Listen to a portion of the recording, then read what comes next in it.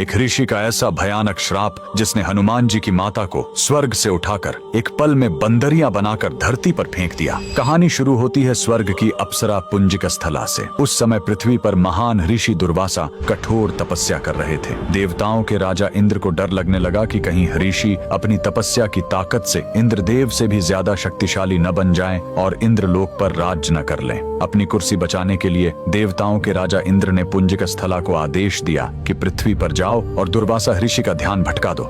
इंद्र के आदेश पर वह ऋषि के आश्रम गए और उनकी तपस्या में बाधा डालने लगी। ऋषि दुर्वासा ने गुस्से में आंखें खोली और उसे श्राप दे दिया। तूने एक चंचल वानर की तरह हरकत की है, जा पृथ्वी पर तेरा चेहरा भी वानर जैसा हो जाएगा। अप्सरा ने रोते हुए ऋषि के पैर पकड़ लिए। तब ऋषि ने दया दिखाई और मुक्ति का उपाय बताया। जिस दिन तुम भगवान शिव के 11वें रुद्र अवतार को जन्म दोगी, तुम वापस अप्सरा बन जाओगी। इसी श्राप के कारण उस अप्सरा ने पृथ्वी पर वानर राज कुंजर के घर बेटी के रूप में जन्म लिया, जिनका नाम अंजना पड़ा। बड़ी होने पर उनका विवाह महान वानर योद्धा केसरी से हुआ, लेकिन श्राप से मुक्ति पाने के लिए उन्हें एक पुत्र की आवश्यकता थी। इसलिए माता अंजना ने हम्पी के इसी अंजनाद्रि पर्वत पर भगवान शिव की घोर तपस्या की। सालों की तपस्या से शिव जी प्रसन्न हुए और वायुदेव के माध्यम से अंजना के गर्भ में दिव्य शक्ति स्थापित की। और तब इसी पहाड़ी पर जन्म हुआ बजरंग बली का। हनुमान जी के जन्म लेते ही माता अंजना का श्राप टूट गया। आज कर्नाटक के हम्पी में स्थित